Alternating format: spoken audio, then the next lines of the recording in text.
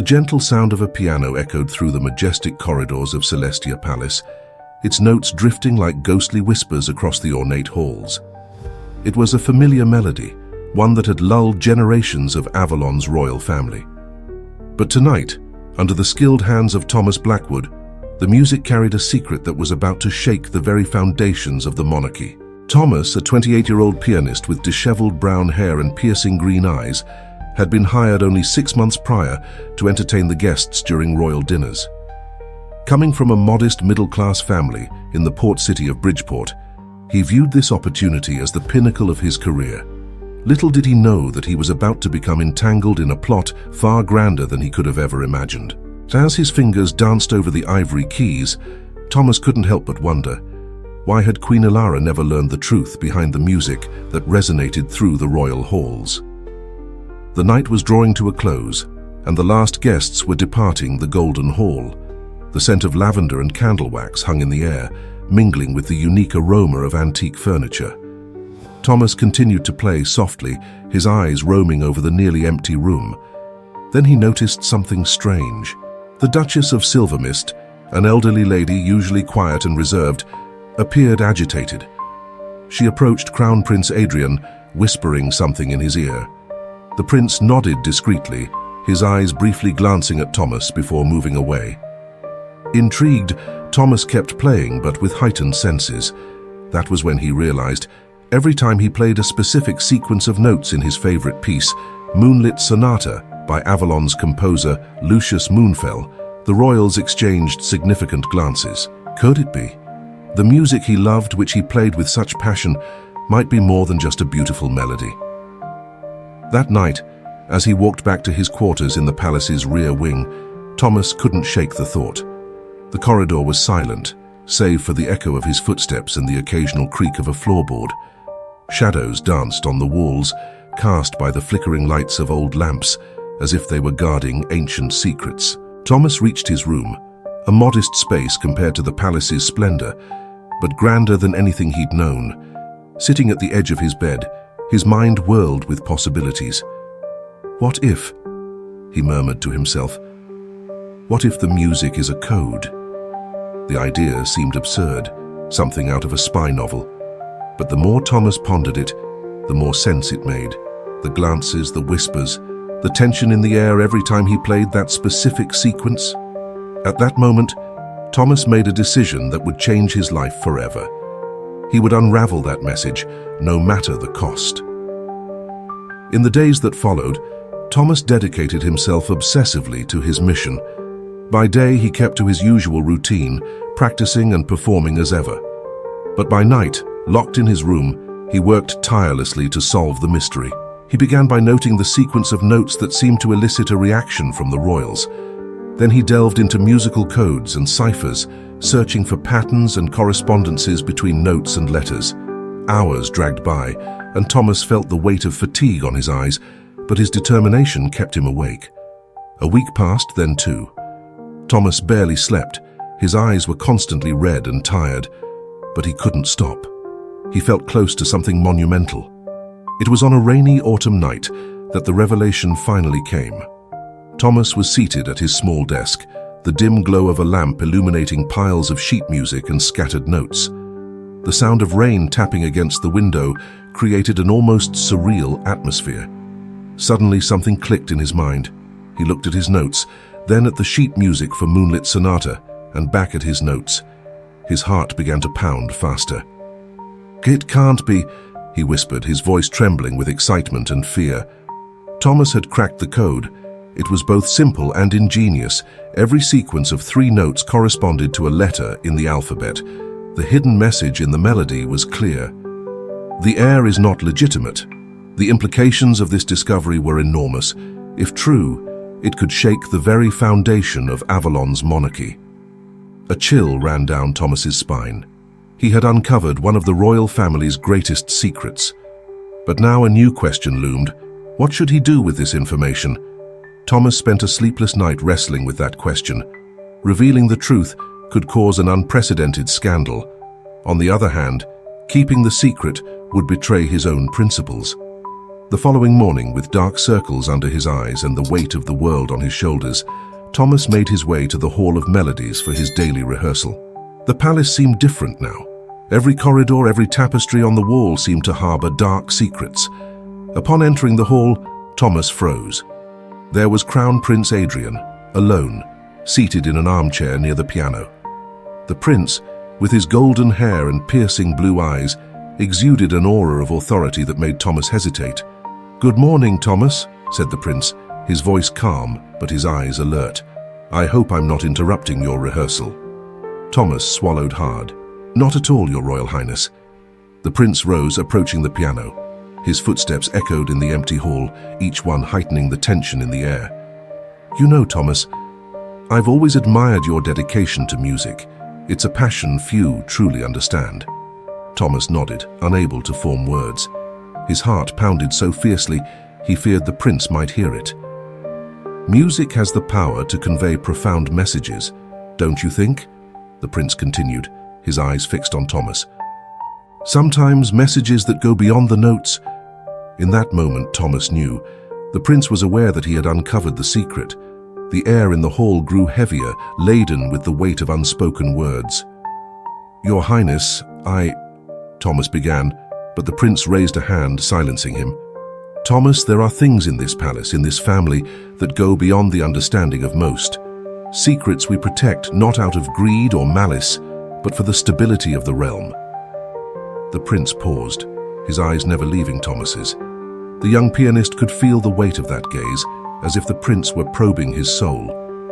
"The question is, do you understand the importance of keeping these secrets?" Thomas felt the gravity of that question. His answer could change everything: his career, his life, perhaps even the future of Avalon's monarchy. He took a deep breath, mustering the courage to speak. "Your Highness, I understand the importance of secrets, but I also understand the weight of truth." The prince raised an eyebrow, a slight smile forming on his lips. "Go on, Thomas. I'm curious to hear your thoughts." Thomas took another deep breath, feeling as though he were about to dive into deep, uncharted waters. "The music I play, the melodies that echo through these halls, they tell stories. Stories of love, of loss, of triumph. And now I've discovered that they also tell secrets." The prince nodded slowly, his eyes never leaving Thomas's. "But the question that haunts me, Your Highness, is what is the price of these secrets? What is the cost for those who keep them and for those kept in the dark?" The prince's face grew serious, a shadow passing over his eyes. "A high price, Thomas, higher than many could imagine." Thomas felt a shiver run down his spine. He was treading on dangerous ground, but he couldn't stop now. The words came out of his mouth almost of their own accord. "Your Highness, I don't seek to cause harm or create scandals, but I also can't ignore what I've discovered. The truth about the heir." The prince raised his hand, cutting Thomas off. His voice, when he spoke, was low and intense. "Be careful, young man, there are truths that can destroy nations." Thomas hesitated for a moment, then continued, his voice gaining strength as he spoke. "But there are also lies that can corrode the foundations of a kingdom from within.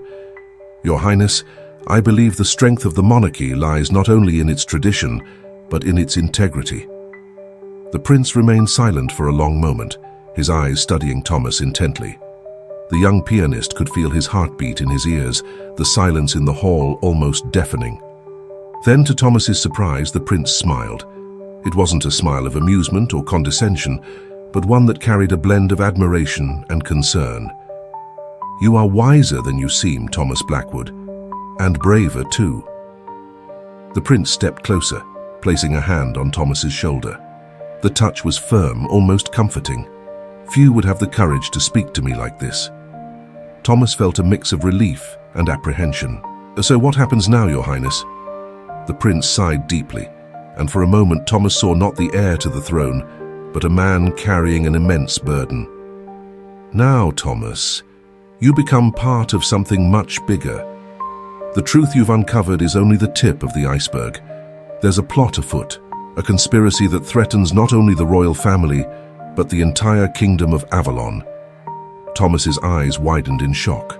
The implications of those words were enormous. far beyond anything he could have imagined. A conspiracy? But how?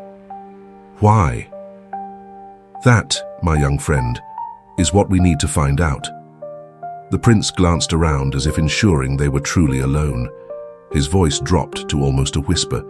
The code in the music is just one piece of the puzzle. There are others scattered throughout the palace, the city of Celestia, perhaps even the country. Thomas felt his head spin with the implications.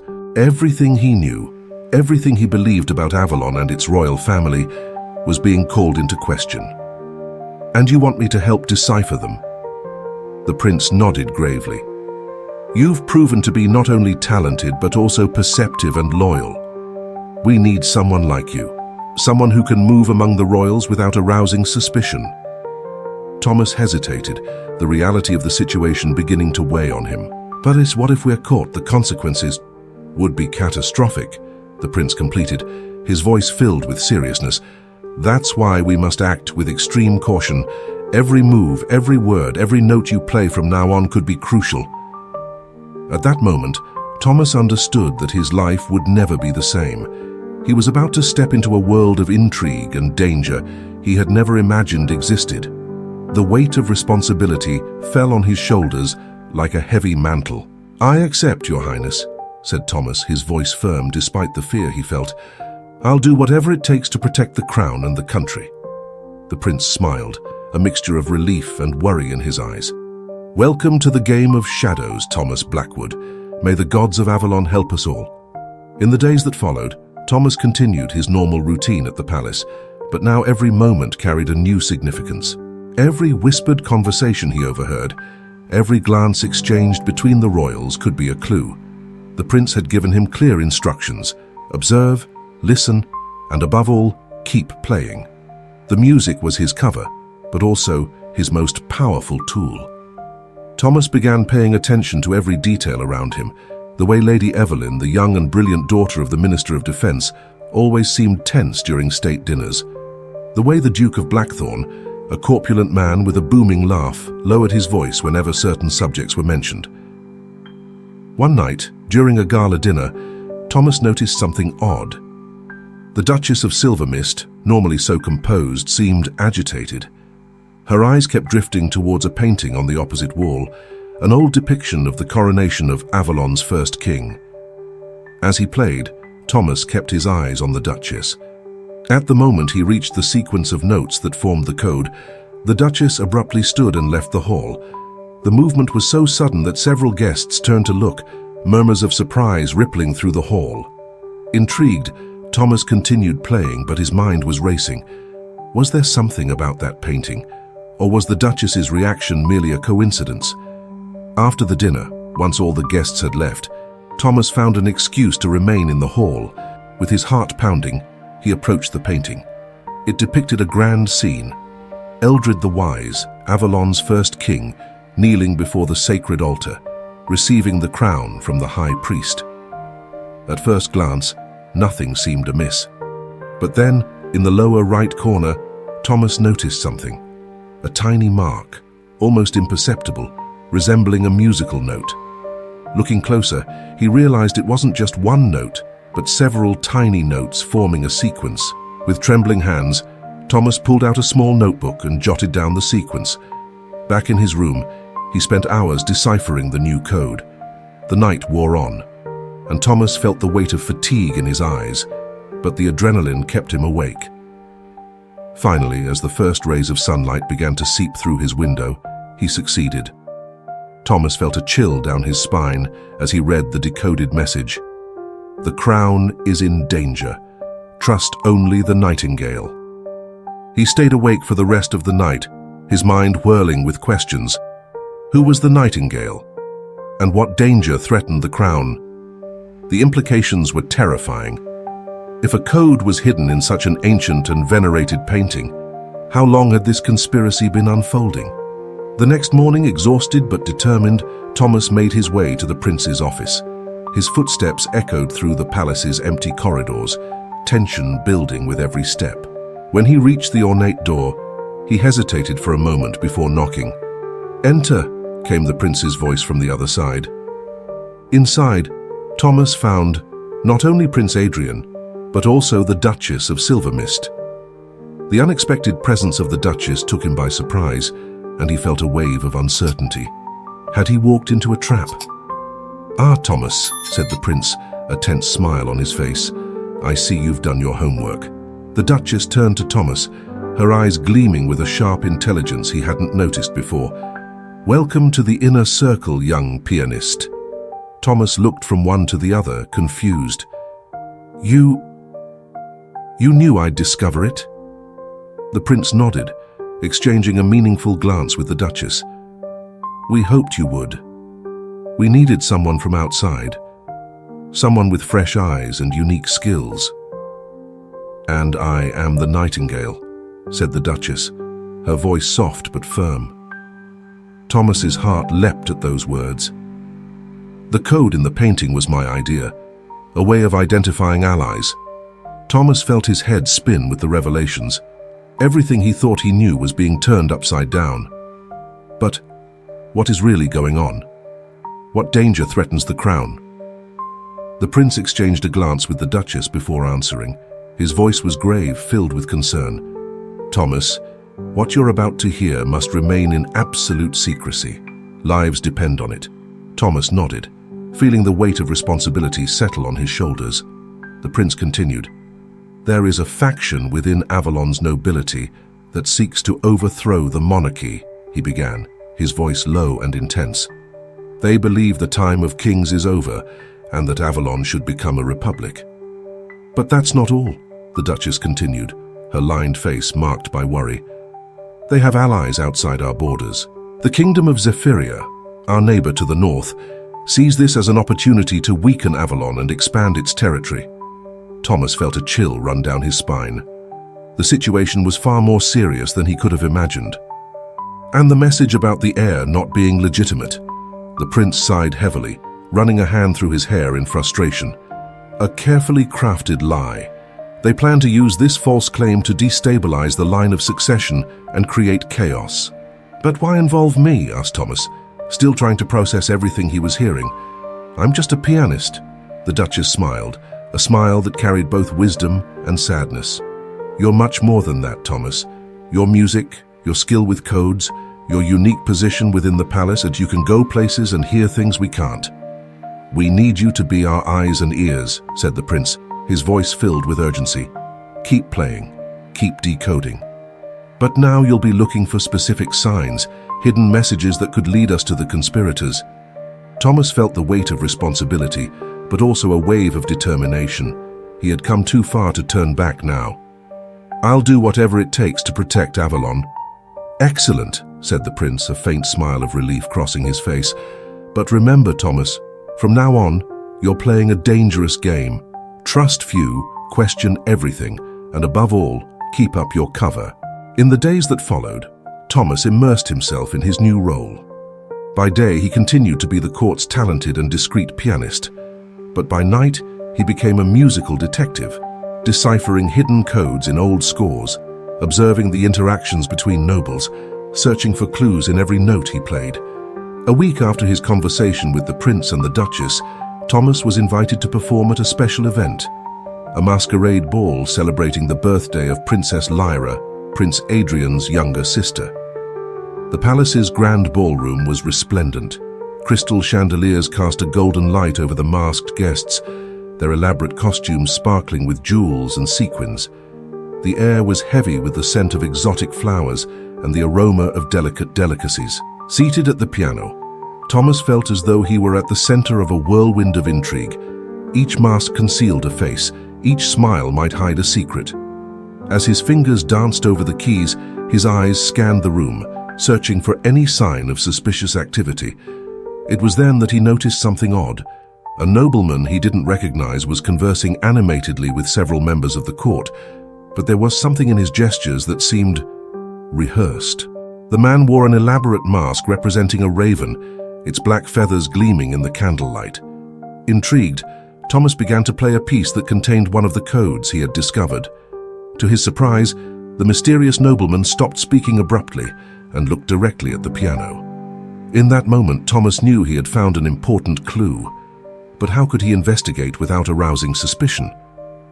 Deciding to take a risk, Thomas began to improvise a new melody. Hidden within the notes was a message: "The raven flies at midnight." It was a code he and the prince had established, meaning that Thomas had identified a potential suspect and needed an urgent meeting. As he played, Thomas scanned the room. The mysterious nobleman seemed uneasy, his eyes constantly returning to the piano, but he wasn't the only one who reacted. Across the room, Thomas saw the Duchess of Silvermist give a slight nod. The message had been received. As the night wore on, Thomas felt the tension growing. The ball continued around him, a dizzying mix of colors, laughter, and music. But beneath the surface of joy, he could sense an undercurrent of danger. Finally, midnight arrived. The 12 chimes of the palace's great clock echoed through the hall, and Thomas saw the raven-masked nobleman discreetly make his way to one of the terraces. With his heart racing, Thomas finished the piece he was playing and rose from the piano. He needed to follow that man, to discover what he was plotting. But before he could take a step, he felt a hand on his shoulder.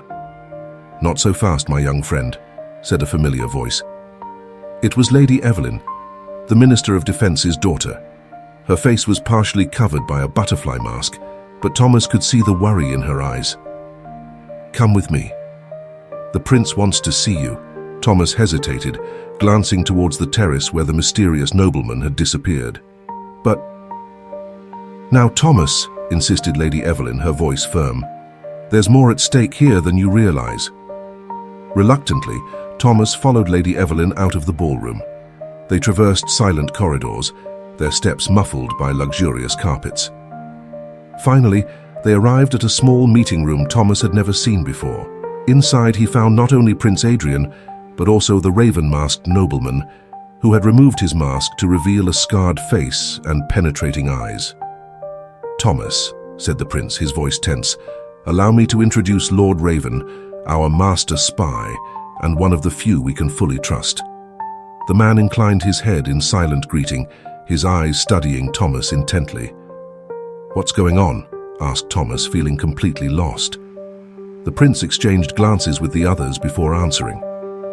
"The situation is worse than we imagined, Thomas. The conspiracy extends far beyond Avalon's nobility. We have reason to believe there's a traitor within the palace itself." Thomas felt the blood chill in his veins. "A traitor? But who?" "That's what we need to find out," interrupted Lord Raven, his voice rough and low.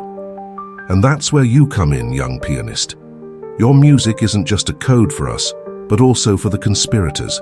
They're using your performances to communicate messages." The realization hit Thomas like a bolt of lightning.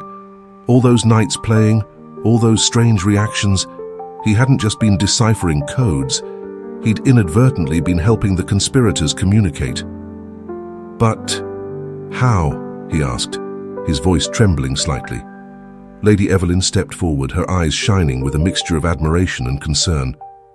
"Your technique, Thomas. The way you play certain notes, the small variations you add.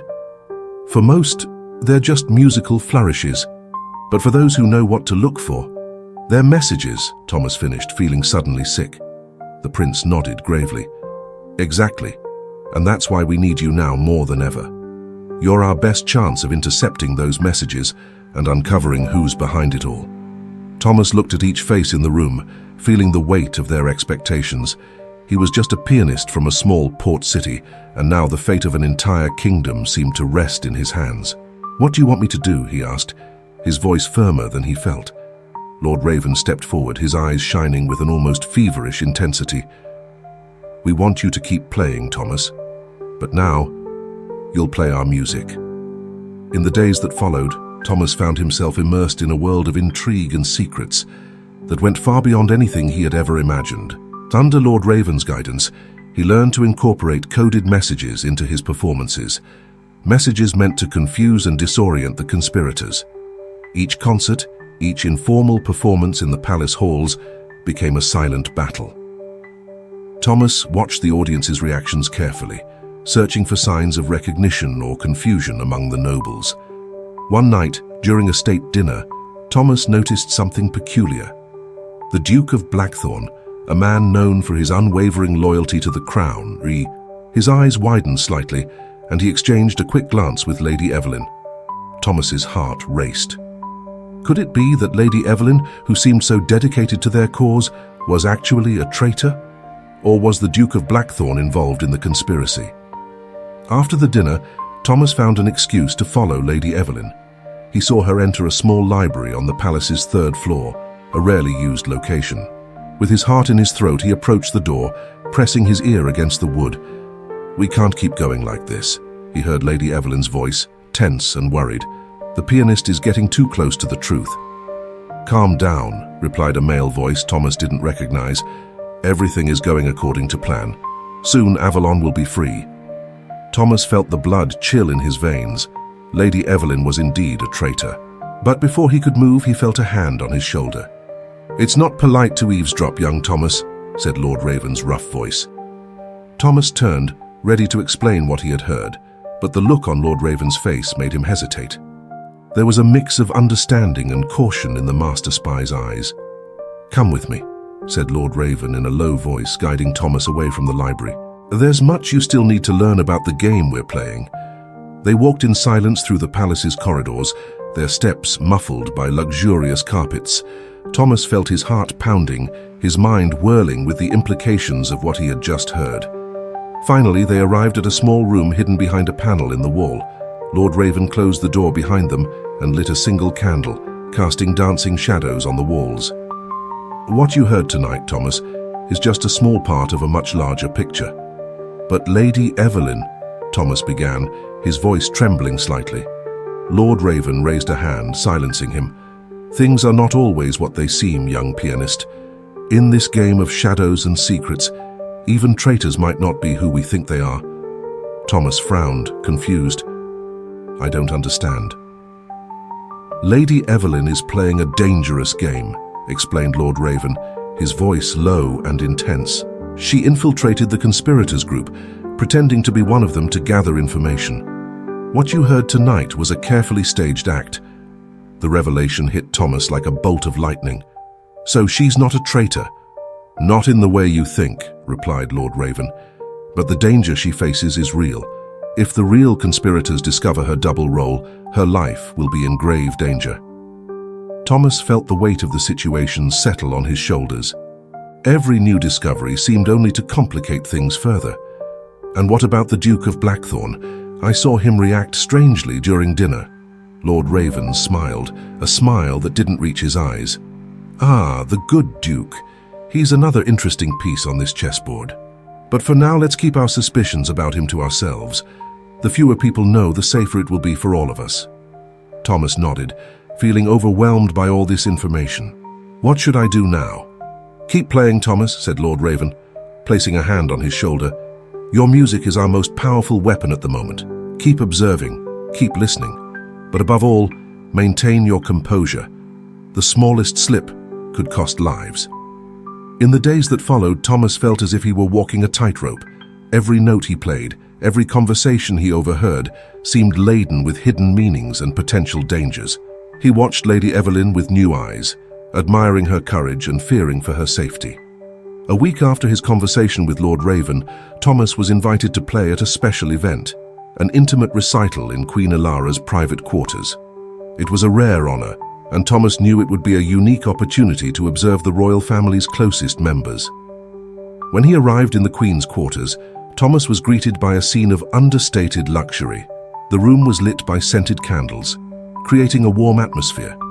Queen Elara herself, a middle-aged woman with kind eyes and a weary smile, was seated in an elegant armchair. "Ah, our young pianist," she said, her voice soft and melodic. "We're eager to hear your music tonight." Thomas bowed deeply, feeling the weight of the moment. "It is an honor, Your Majesty." As he made his way to the piano, Thomas noted the other people in the room. Prince Adrian was there, of course, along with Lady Evelyn and, to his surprise, the Duke of Blackthorn. The tension in the air was palpable, hidden behind polite smiles and superficial conversations. Thomas began to play, his hands dancing over the keys with a grace that belied his inner turmoil. He chose a piece he knew contained hidden codes, watching carefully for the reactions of those present. Then something unexpected happened.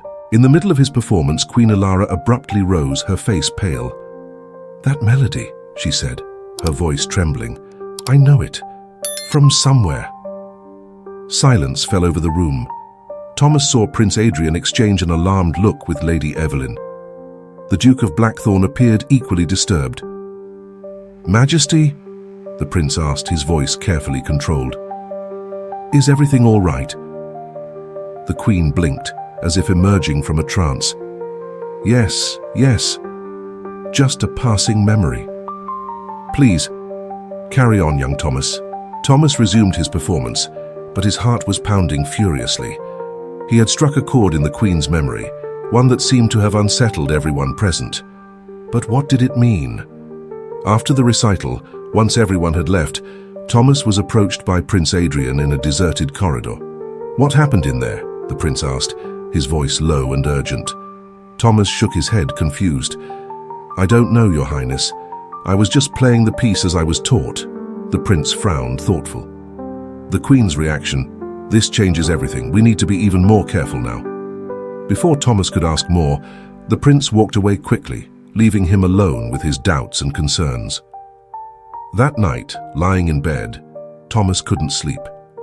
The notes of the music he had played echoed in his mind, along with the disturbed expression on the Queen's face. He knew he had stumbled upon something important, something that could be the key to unraveling the entire conspiracy. But as he drew closer to the truth, Thomas felt the danger around him only increasing. Who were his true allies? Whom could he trust? With these questions weighing on his mind, Thomas finally fell into a restless sleep, dreaming of hidden melodies and deadly secrets. The game of shadows was only beginning, and he was at the center of it all. As the days passed, the tension in the palace grew increasingly palpable. Thomas continued with his performances, each note laden with hidden meanings, each glance exchanged between the nobles potentially revealing. One afternoon, as he practiced in the Hall of Melodies, Thomas was surprised by Lady Evelyn's sudden entrance. Her usually composed face was marked by worry. "Thomas," she said, her voice low and urgent, "we need to talk. Now." Intrigued and slightly alarmed, Thomas followed her to a small inner garden far from prying ears. The scent of roses and the gentle murmur of a fountain created a surreal atmosphere, contrasting sharply with Lady Evelyn's evident tension. "What's happening?" asked Thomas as soon as they ensured they were alone. Lady Evelyn looked around once more before speaking. "Things are moving quickly, Thomas. The conspirators are growing impatient. They plan to act soon."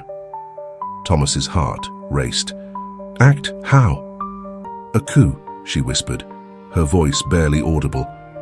"They plan to kidnap Princess Lyra during the upcoming royal ball. With her as a hostage, they intend to force the royal family's abdication." Thomas felt the blood drain from his face. Princess Lyra, the younger sister of Prince Adrian, was beloved by the people of Avalon. Her abduction would be a devastating blow. "But how do they expect to pull it off?" he asked. "Security during royal events is impenetrable," Lady Evelyn smiled sadly. "Not when you have allies within the palace itself. Thomas, there are traitors at every level of the court. Guards, servants, even—" She stopped abruptly, as if afraid to say more. "Even what?" Thomas pressed. Lady Evelyn hesitated for a moment before answering. "There are rumors that someone very close to the royal family is involved. Someone nobody would suspect." Thomas's mind raced with possibilities. Who could it be? The Duke of Blackthorn, Lord Raven? Or someone even closer to the throne? "What can we do?" he asked, feeling suddenly helpless in the face of such a massive threat. "You, Thomas," said Lady Evelyn, her eyes shining with a mix of fear and determination. "You are our best hope. Your music, the codes. We need to use them to alert our allies and confuse the conspirators." Thomas nodded, feeling the weight of responsibility settling on his shoulders. "I'll do whatever it takes." Lady Evelyn smiled, a smile that didn't reach her worried eyes. "I know you will. But Thomas, be careful. From now on, every note you play could mean the difference between Avalon's salvation and its downfall." With those words of warning echoing in his ears, Thomas returned to the Hall of Melodies. Sitting at the piano, he began to play, his hands dancing over the keys with a new urgency.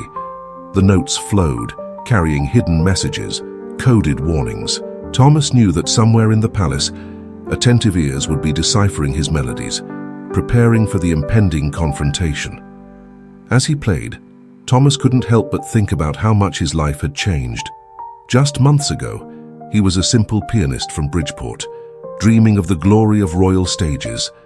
Now he was at the heart of a plot that could change the fate of an entire kingdom. The shadows of night began to fall over Celestia Palace, and with them, a sense that a storm was approaching. Thomas continued to play, his melodies echoing through the ornate corridors, carrying with them the weight of deadly secrets and the hope of a kingdom. The royal ball was approaching quickly, and with it the moment of truth. Thomas knew that one way or another, Avalon's fate would be decided that night. And he, a simple pianist turned key player in a royal conspiracy, would be at the center of it all. The days leading up to the grand royal ball were a whirlwind of activity at Celestia Palace. Under the guise of festive preparations, a silent battle was being waged. Thomas, now fully aware of his crucial role, split his time between musical rehearsals and secret meetings with Prince Adrian, Lady Evelyn, and Lord Raven. On the eve of the ball, Thomas was summoned for a final meeting in the prince's private quarters. The air was heavy with tension as he entered the room, finding not only his usual allies, but also the Duchess of Silvermist, and to his surprise, the Duke of Blackthorn. Our young maestro has arrived," said the Duke of Blackthorn, his deep voice echoing in the room. Thomas couldn't help but notice the sharp look the Duke gave him, a mixture of curiosity and something that could be interpreted as threat. Prince Adrian took the floor, his voice tense yet controlled. "Thomas, tomorrow night everything will be decided. Our spies have confirmed that the conspirators plan to act during the ball. They believe the chaos of the event will provide the perfect cover for Lyra's abduction." Lady Evelyn continued, "We've identified some of those involved, but we still don't know who's the mastermind behind it all. It's crucial we find out before it's too late." Thomas nodded, feeling the weight of responsibility on his shoulders. "And how can I help?" It was Lord Raven who replied, his voice rough and low. "Your music, Thomas. It will be our secret weapon. We've developed a new set of codes. During your performance, you'll transmit messages to our loyal forces, coordinating our moves without the conspirators realizing." The Duke of Blackthorn cleared his throat, drawing everyone's attention. "Isn't it a bit risky to place so much trust in a young pianist? No offense, lad, but the fate of the realm is at stake." Thomas felt a shiver run down his spine at the Duke's tone, but before he could reply, the Duchess of Silvermist intervened.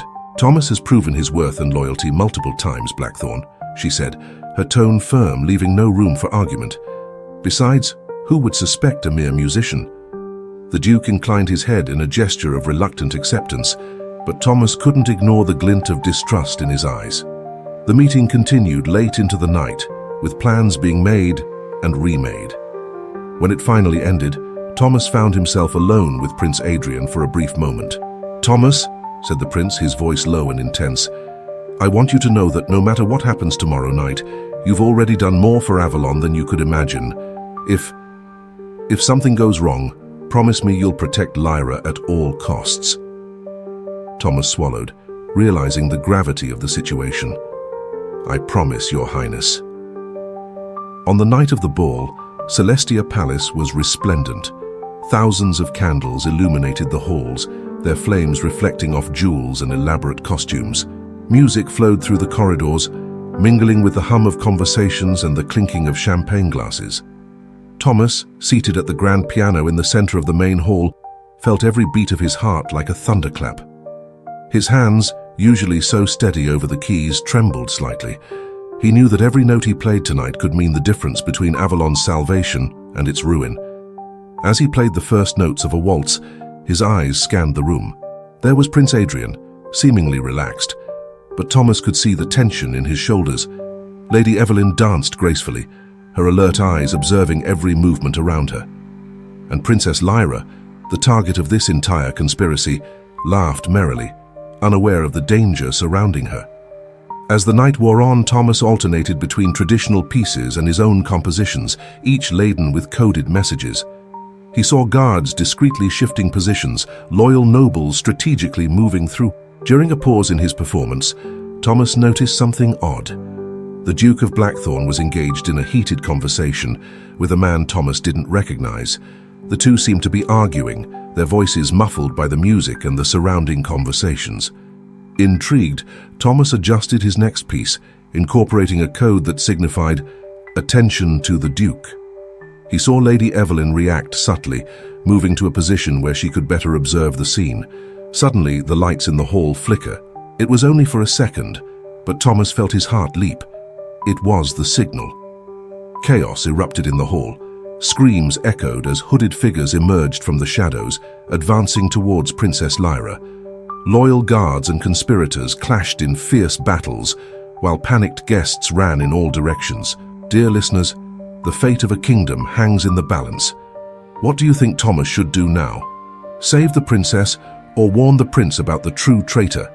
Leave your opinion in the comments and subscribe to the channel so you don't miss the thrilling conclusion to this story. Without thinking twice, Thomas abandoned the piano and ran towards the princess. He saw her being dragged by two masked men towards a side exit. "Lyra!" he shouted, dodging panicked guests and fighting guards. The princess heard him, her eyes widening in fear. "Thomas, help!" With a surge of adrenaline, Thomas launched himself at one of the kidnappers, knocking him down. The other, taken by surprise, loosened his grip on the princess. Lyra, showing surprising presence of mind, seized the opportunity to break free, running back into the hall. Thomas prepared to follow her when he felt a sharp pain at the back of his neck. Everything went dark. When he regained consciousness, Thomas found himself in a dark, damp room, probably somewhere deep within the palace. His head throbbed, and he could taste the metallic tang of blood in his mouth. "Ah, our young hero is awake," said a familiar voice. Thomas blinked, forcing his eyes to focus on the figure in front of him. His heart sank when he recognized the Duke of Blackthorn. "You," Thomas muttered, the realization hitting him like a bolt of lightning. "You're the traitor." The Duke laughed, a cold, humorless sound. "Traitor? I prefer to think of myself as a visionary. Avalon needs change, my young friend. The monarchy is a relic of the past." Thomas struggled against the ropes binding him. "And kidnapping an innocent child is part of your vision? Sometimes sacrifices are necessary for the greater good," replied the Duke, his voice filled with sinister conviction. "But you, Thomas, you've made things quite complicated for us. Who would have thought a mere pianist would become such a crucial piece in this game?" Before Thomas could respond, the room's door burst open. Lord Raven entered, followed by a group of royal guards. "It's over, Blackthorn," he said, his voice filled with contempt. "The palace is secure and your accomplices have been captured." The Duke, seeing himself cornered, drew a hidden dagger. "This isn't over yet," he shouted, lunging towards Thomas. What happened next was a blur of movement and sound. Thomas closed his eyes, expecting to feel the blade, but the blow never came. When he opened his eyes, he saw the Duke of Blackthorn lying on the floor, with Lord Raven standing over him, holding a blood-stained sword. "It's over," Lord Raven repeated, this time with finality. In the hours that followed, Thomas was brought back to the palace's upper levels. The night's adrenaline began to fade, replaced by a deep exhaustion. He was examined by doctors, questioned by officials, and finally brought before the royal family. The throne room, usually a space of ceremony and pomp, was surprisingly quiet. Queen Alara sat on the throne, with Prince Adrian at her side. Princess Lyra, looking small and vulnerable, was nestled in her mother's arms. "Thomas Blackwood," said the Queen, her voice soft yet firm, "Avalon owes you a debt of gratitude that can never be fully repaid." Thomas, feeling suddenly shy, gave a clumsy bow. I only did what anyone would have done, Your Majesty." Prince Adrian stepped forward. "You did far more than that, Thomas. Your courage and loyalty saved not only my sister, but the entire kingdom." Princess Lyra broke away from her mother's embrace and ran to Thomas, hugging him tightly. "Thank you," she whispered, her voice filled with emotion. Thomas felt tears welling up in his eyes. Everything he had been through, all the dangers and uncertainties, felt worth it in that moment. The Queen rose, her presence filling the room. Thomas Blackwood, in recognition of your services to Avalon, I name you Royal Guardian of Music. You shall have a permanent place at court, not only as a musician, but as an advisor and protector of the realm. Thomas was speechless, overwhelmed by the unexpected honor. He looked around the room, seeing the smiling faces of Lady Evelyn, Lord Raven, and the Duchess of Silvermist. They had become more than allies over this journey. They were friends, companions united by a common purpose. In the weeks that followed, Avalon slowly returned to normal. The conspirators were tried and punished, and the truth about the plot was revealed to the public. Thomas, in his new role, continued to play music for the court, but now his melodies carried a new meaning. Every note was a celebration of freedom, a reminder of the power of loyalty and courage. One afternoon, as he played in the Rose Garden, Thomas was approached by Prince Adrian. "You know, Thomas," said the prince, a playful smile on his lips, "when we hired a pianist from Bridgeport, we never imagined we'd be gaining a hero." Thomas laughed, feeling at ease in the prince's presence in a way that would have been unthinkable months ago. "And I never imagined my music would lead me to an adventure like this." The prince nodded, his face growing serious. "What you did for Avalon will never be forgotten, Thomas. But tell me, are you happy here? Do you miss your old life?" Thomas thought for a moment, his fingers unconsciously playing a soft melody on the piano's keys. "Sometimes I miss the simplicity of before," he admitted. "But here I feel like I can make a difference. My music has a greater purpose." The prince smiled, placing a hand on Thomas's shoulder. "I'm glad to hear that. Avalon needs people like you, Thomas. People who understand that the true music of a kingdom isn't just in its melodies, but in the harmony of its people." As the sun set over the palace gardens, Thomas resumed playing, his notes blending with the bird song and the rustling leaves in the wind. He knew that no matter what the future held, there would always be music in Avalon. And as long as there was music, there would be hope. And so, dear listeners, our story comes to an end. The pianist's hidden melody became a symphony of courage, loyalty, and hope. May it continue to echo through the corridors of time, always reminding us of music's power to unite, inspire, and sometimes even save a kingdom. But Thomas's journey in Avalon is far from over. What new adventures and challenges await our pianist hero? What secrets still lie hidden in the shadows of Celestia Palace? If you want to discover what the future holds for Thomas and the Kingdom of Avalon, don't miss the next chapter of this thrilling saga. Subscribe to the channel now, turn on notifications, and share your theories in the comments about what might happen next. Avalon's music will continue to play, and you won't want to miss a single note. Until next time, and remember, in Avalon, every melody tells a story, and every story can change the fate of a kingdom.